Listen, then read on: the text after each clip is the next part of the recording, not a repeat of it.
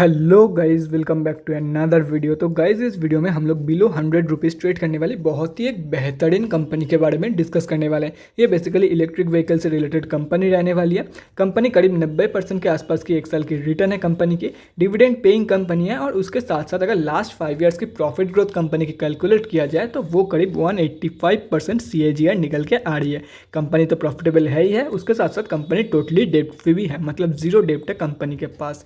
Company में promoters की holding around 72% के आसपास है एंड हम आप जैसे छोटे मोटे रिटेलर्स की होल्डिंग अराउंड 5% के आसपास है इस कंपनी में। तो गाइस इस वीडियो में हम लोग बेसिकली 3 पॉइंट कवर करेंगे। First point is fundamental analysis. यहाँ पे हम लोग देखेंगे कि कंपनी कौन सी है एंड कंपनी फंडामेंटली कैसी है for short term trade and long term investment purpose. Second point is volume analysis. Volume को एनालाइज करके हम लोग फ्यूचर ट्रेंड के बारे में अंदाज़ा लगाने की कोशिश करेंगे। And the third point is technical analysis. यहाँ पे हम लोग डिस्कस करेंगे डिफरेंट टेक्निकल्स के बारे में, मतलब कहाँ पे आप लोग बाई करके चल सकते हो एंड क्या आप लोगों की टारगेट रहने वाली है। तो गाइज बिना टाइम वेस्ट के पहली पॉइंट की तरफ बढ़ते हैं और देखते हैं कि कंपनी कौन सी है एंड कंपनी फंडामेंटली कैसी है। तो गाइज यहाँ पे आप लोग कंपनी का नेम देख सकते हो, word wizard innovations and mobility limited. ये बेसिकली एक ईवी कंपनी है, यहाँ पे भी आप लोग पढ़ सकते हो। अगर कंपनी के बारे में कोई भी डिटेल्स जानना हो तो कंपनी के वेबसाइट में जाके आप लोग डेफिनेटली चेक कर सकते हो। कंपनी सिर्फ और सिर्फ BSE में लिस्टेड है। मार्केट कैप अराउंड 2300 करोड़ के आसपास की है। स्टॉक की पी 388 की है। ROCE 15%, रिटर्न ऑन इक्विटी 11.3% के आसपास। लास्ट 6 मंथ्स की रिटर्न 35.3% एंड लास्ट 3 साल की सेल्स ग्रोथ यहाँ पे मेंशन नहीं है। बाकी बुक वैल्यू से देखो, लास्ट 3 साल पहले इस कंपनी का सेल्स होता ही नहीं था, जीरो होता था। मैं आप लोग को चेक करा दूंगा क्योंकि 3 साल पहले कंपनी ऐसा कुछ थी ही नहीं। जो भी हुआ है 2020 के बाद से हुआ है बेसिकली। एक साल की रिटर्न अराउंड 90% के आसपास है। डिविडेंड yield 0.06%, फेस वैल्यू 1 की है। प्रोज एंड कॉन्स के बारे में डिस्कस करें तो गाइस देख सकते हो कंपनी ऑलमोस्ट डेट फ्री है। 5 ईयर्स की जो सेल्स ग्रोथ है वो अराउंड 185% के आसपास है। ये तो मैंने वीडियो के स्टार्टिंग में ही बता दिया था। और यहाँ पे आप लोग को लग रहा होगा कि कंपनी ऑलमोस्ट डेट फ्री है, लेकिन नहीं guys, company totally debt free है। मैं आप लोगों को चेक करा दूंगा, यहाँ पे लिखा नहीं है लेकिन कंपनी टोटली डेट फ्री है।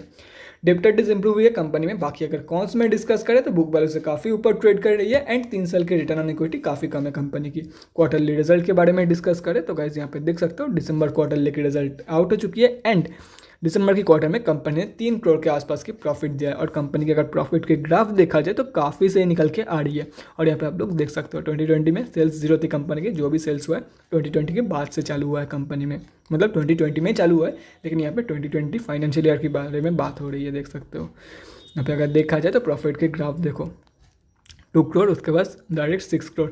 तो बाय द एंड ऑफ 2022 के फाइनेंशियल ईयर आप लोग आराम से 8 से 10 करोड़ के आसपास के प्रॉफिट एक्सपेक्ट कर सकते हो फ्रॉम दिस कंपनी। और रही बात बैलेंस शीट की तो गाइस यहाँ पे देख सकते हो कंपनी के पास जीरो डेप्ट है। उल्टा कंपनी के पास 7 करोड़ की पॉजिटिव रिजर्व मौजूद है, मतलब कंपनी टोटली डेट फ्री रहने वाली है।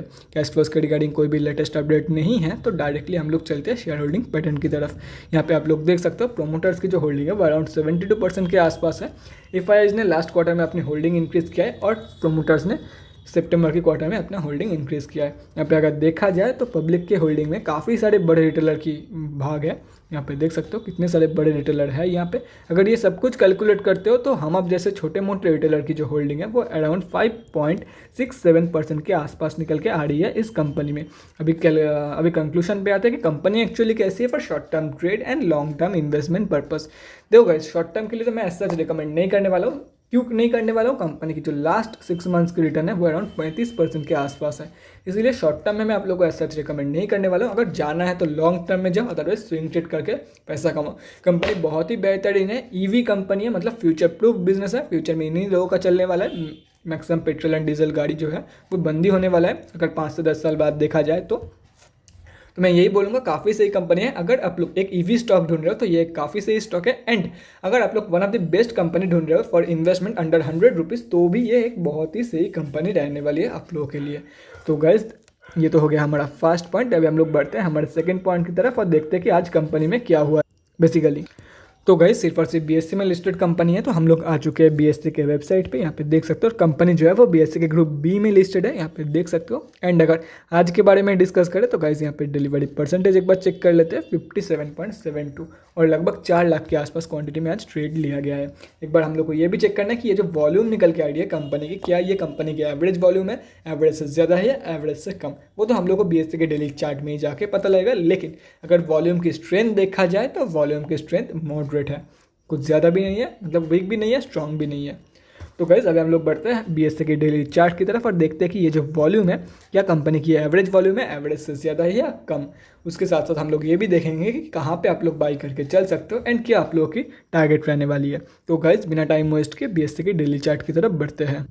तो गाइज़ यहाँ पे हम लोग आ चुके हैं BSE के डेली चार्ट पे। पहले ये दिखाई था कि आज कंपनी 2.14% डाउन थी एंड 87 रुपीज़ के आसपास कंपनी अभी ट्रेड कर रही है।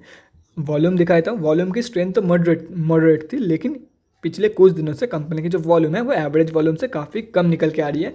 तो देखो इतना ड्राई हो गया कंपनी में, पहले वॉल्यूम देखो और यहाँ पे वॉल्यूम देखो, हाफ हो चुका है वॉल्यूम, ठीक है, इसके बाद से हाफ हो चुका है कंपनी की वॉल्यूम। तो मुझे तो यही लग रहा है कि कंपनी में कोई बड़ा मूव एक्सपेक्टेड है।